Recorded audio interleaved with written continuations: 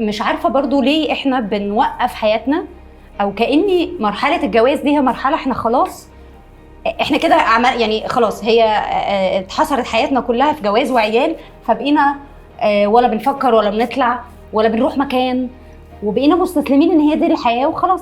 هنعيشها هي كده، هي تفضل تقطع سلطه وافضل اعمل بشاميل وانزل شغل، ورتم الحياه نفسه ليه بقى تقيل؟ حاسه انه تقيل علينا. هو فعلا بص، انا عايزه اقول لكم حاجه انا اول مره اقولها يعني عن حياتي. انا حرفيا قعدت 9 سنين في حياتي كاملين ما بشوفش صحابي، ما بخرجش، ما بعملش اي حاجه غير ان انا اروح اماكن معينه ولا اروح مصيف. حياتي 9 سنين كامله انا فاكره ان انا ما اتحركتش بعيد عن ولادي وبيتي خالص. كانها واقفه حرفيا، وما استوعبتش. انتوا فاكرين انا اخدت بالي؟ لا، ما خدتش بالي. انت فجاه لقيتيهم 9 سنين. واحده من ضمن الحاجات، لو انتوا كمان هتلاقوا نفسكم على فكره، انتوا برضو سمعتوها، ان الست الشاطره هي اللي بعد ما تتجوز هي حرفيا لازم تنسى نفسها. هي طبعا دي ثقافه. ثانيه، يعني انا كنت متخيله في وقت انه او مش متخيله، يعني ده اللي كبرت عليه، انه بيتك وجوزك وولادك هم كل حاجه. فلما انا بتجوز وبخلف وبعمل اسره فانا كده تمام وست كمل وزي الفل. ايوه. بس فجاه ما بلاقيش نفسي، يعني بعد كل الحاجات دي بحس انه انا لان احنا حصرنا نفسنا في الامومه، او حصرنا نفسنا في الشغل، او حصرنا نفسنا في حاجه واحده، ونسينا ان حياتنا فيها جوانب تانية. وده على فكره انا مش عايزه الوم علينا، بس علشان احنا عايشين في ثقافه هي بتقول لنا كده. فاي على فكره فاكرين الامهات اللي حاولت، هي ما في امهات حاولت على فكره، وفي ستات حاولت بس ما نجحتش. ليه ما نجحتش؟ لان بتتلام، بيقول لها انت انانيه.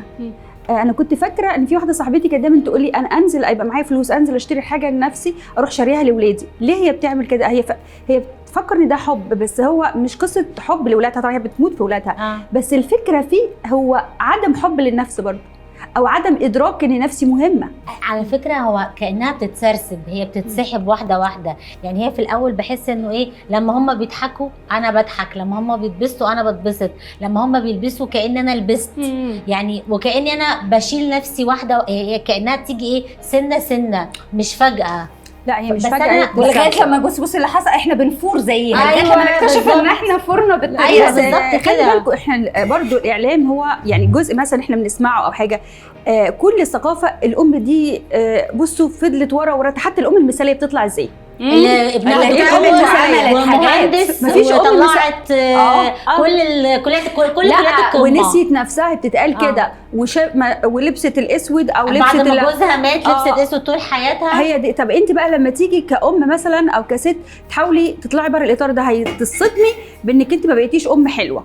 اذا انت بتفكري في نفسك، اذا انت بتشتري حاجات لنفسك، يعني غريبه. كأنك عايزه تقولي حتى لو احنا خدنا محاوله وفكرنا ان احنا نشوف نفسنا، المجتمع مش بيسيبنا نشوف نفسنا. لا، هتتقابل بالرفض والانانيه، اتهامات. انت انانيه، انت وحشه، انت مش ام كويسه. ايه ده؟ انت واخده بالك؟ انت بتذاكري، انت بتعملي لو ابني او بنتي نقصوا درجه او درجتين في الامتحان بحس ان انا اللي فاشله، ان انا اللي ما نجحتش، او ان انا يبقى لازم تقعدي بقى تذاكري المنهج. اقعدي ذاكري المنهج. وده غلط.